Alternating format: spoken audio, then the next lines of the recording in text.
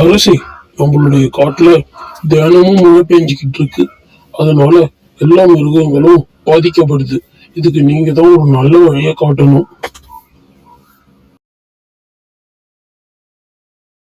ஆமா அரசி, நம்மளுடைய காட்டுல தினமும் மழை பெய்யறதுனால இந்த காடு எப்ப வெள்ளத்துல முழுகும் தெரியல. அதனால நீங்க தான் ஒரு நல்ல வழியை சொல்லணும். ஆமா அரசி, நம்ம இந்த காட்டுல ரொம்ப வருஷமா வாழ்ந்துட்டு வரோம். இந்த காட்டை விட்டு பிரியறதுக்கும் மனசு வர மாட்டேங்குது. அரசை, இவங்க சொல்றது எல்லாமே உண்மைதான். இந்த காட்டுல இருக்கிற மிருகங்கள் எல்லாம் ரொம்பவே பயந்து போயிருக்கு. அதனால வேற ஒரு இடத்துக்கு போறதுதான் ரொம்ப நல்ல வழி.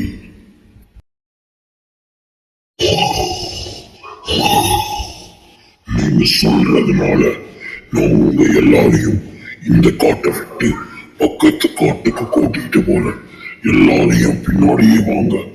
யாரும் பிரிஞ்சு போயிடாதீங்க. எல்லாம் ஒன்னாவே இருங்க.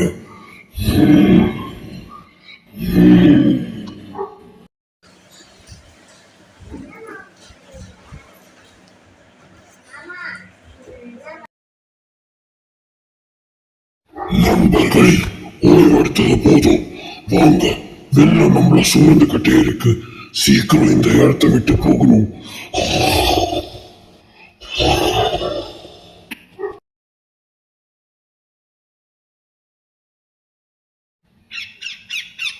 மனுஷனே, ஏன் இந்த இடத்துல உட்காந்து அழுதுகிட்டு இருக்க? உனக்கு யாரும் உதவி செய்யலையா? அரசே, என்னை எப்படியாவது இந்த இடத்த விட்டு கூட்டிட்டு போயிடுங்க. நம்ம ஒத்துமையா இருந்தாதான் நம்ம 2 பேராலையும் இந்த வெள்ளத்துல இருந்து தப்பிக்க முடியும். இல்லைன்னா இந்த வெள்ளம் நம்ம எல்லாரையும் சூழ்ந்து இந்த காட்டையே அழிச்சிடும். நீ சொல்றது சரிதான். நம்ம ஒத்துமையா இருந்தாதான் எல்லாராலையும் இங்கிருந்து தப்பிக்க முடியும். இல்லைன்னா வெள்ளம் வந்து நம்ம எல்லாரையும் அழிச்சிடும். ரொம்ப நன்றி அரசி.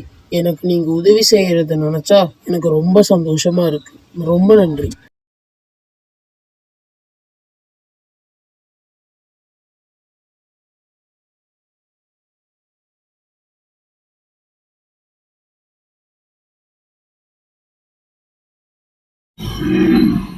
நம்ம இந்த பாலத்தை தாண்டணும், தப்பிச்சிடலாம்.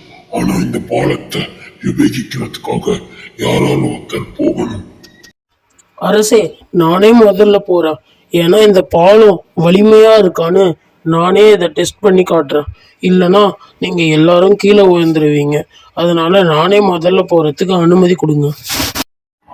சரி, நீனே போ. அதுதான் எல்லாருக்கும் நல்லது.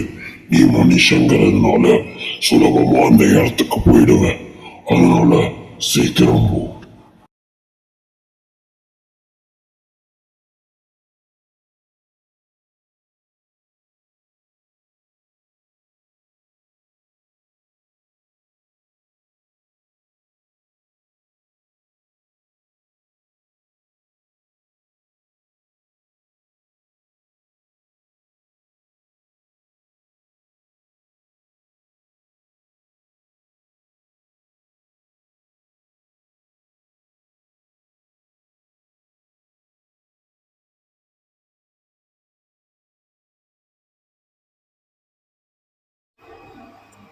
என்னை நம்பி வந்து நீங்க பெரிய தப்பு பண்ணிட்டீங்க. இப்ப பாத்தீங்களா, நான் தப்பிச்சிட்டேன். நீங்க எல்லாரும் கோயோல விழுந்து இறந்து போயிட்டீங்க.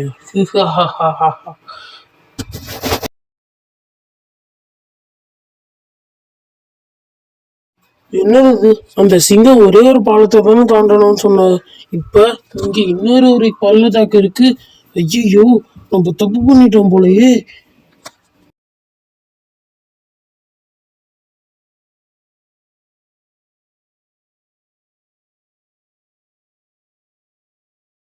பாத்தீங்களா, துரோகம் செஞ்சவன் என்னைக்கும் நல்லா வாழ்ந்ததா சரித்திரமே இல்லை.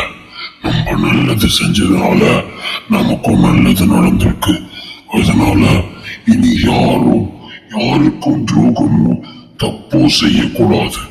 அதை நீங்க நல்லா புரிஞ்சிருப்பீங்கன்னு நான் நம்புறேன்.